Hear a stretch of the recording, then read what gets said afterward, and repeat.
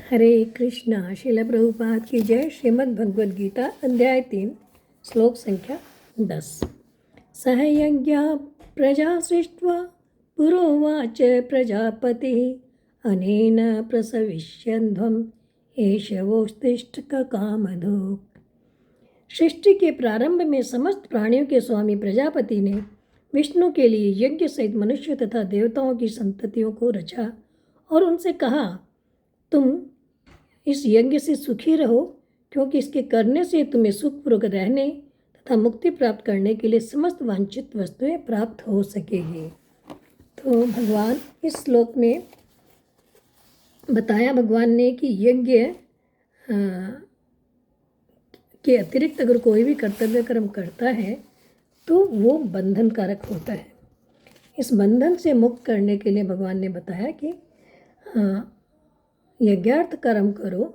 उसी बात को भगवान एग्जाम्पल सहित या और पुष्ट करने के लिए इस श्लोक में कह रहे हैं, सह यज्ञ प्रजा सृष्ट्वा पुरोवाच प्रजापति।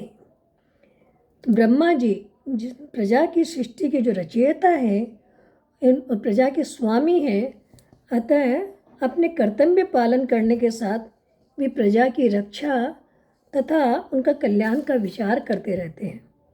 कारण कि जो जिसे उत्पन्न करता है उसकी रक्षा करना उसका कर्तव्य हो जाता है। ब्रह्मा जी भी प्रजा की रचना करते हैं और उनकी रक्षा में तत्पर रहते हैं और सदा उनके हित के लिए सोचते हैं। इसलिए ब्रह्मा जी को यहाँ प्रजापति कहा गया है। और सृष्टि के आरंभ में ब्रह्मा जी ने कर्तव्य कर्मों की योग्यता और विवेक देकर मनुष्यों की रचना की और अनुकूल प्रतिकूल परिस्थिति का सदुपयोग कल्याण करने वाला है। इसलिए ब्रह्मा जी ने अनुकूल प्रतिकूल परिस्थिति का सदुपयोग करने का विचार करने के लिए मनुष्य को विवेक शक्ति भी दी। अनेन प्रसविष्यध्वम् एष वोस्तिष्ठ कामधुक्।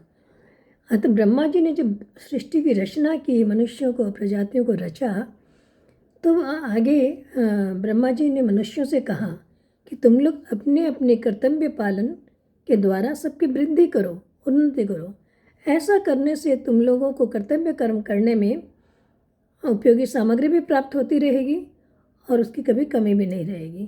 तो ब्रह्मा जी ने देवताओं को भी रचा और मनुष्यों को भी रचा और ये आदेश दिया कि तुम लोग परस्पर एक दूसरे के सहयोग से अपने कर्तव्य कर्मों का पालन करो। उससे देवता मनुष्यों को उपयुक्त सामग्री प्रदान करेंगे और मनुष्य भगवान की प्रसन्नता के लिए नियत कर्म यानी यज्ञ कर्म करते रहेंगे। अर्जुन के मन में कर्म न करने की रुचि थी, उसे दूर करने के लिए भगवान बता रहे हैं कि प्रजापति ब्रह्मा जी के वचनों से भी तुम्हें कर्तव्य कर्म करने की शिक्षा लेनी चाहिए। दूसरों के हित के लिए कर्तव्य कर्म करने से ही तुम्हारी इस लोक में और परलोक में उन्नति हो सकती है। और निष्काम भाव से केवल कर्तव्य पालन करने के विचार करने मात्र से मनुष्य मुक्त हो जाता है और सकाम भाव से अपने हित के लिए अगर कोई कर्म करता है तो बंधन में पड़ जाता है। अर्जुन के मन में था, या तो हम इस राज्य को भोगेंगे, मुझे ऐसा राज्य चाहिए ही नहीं, इस तरह का भाव था। तो भगवान कहते हैं कि तुम सकाम भाव से युद्ध मत करो, तुम सिर्फ भगवान की प्रसन्नता के लिए अपने कर्तव्य का पालन करो। हरे कृष्णा।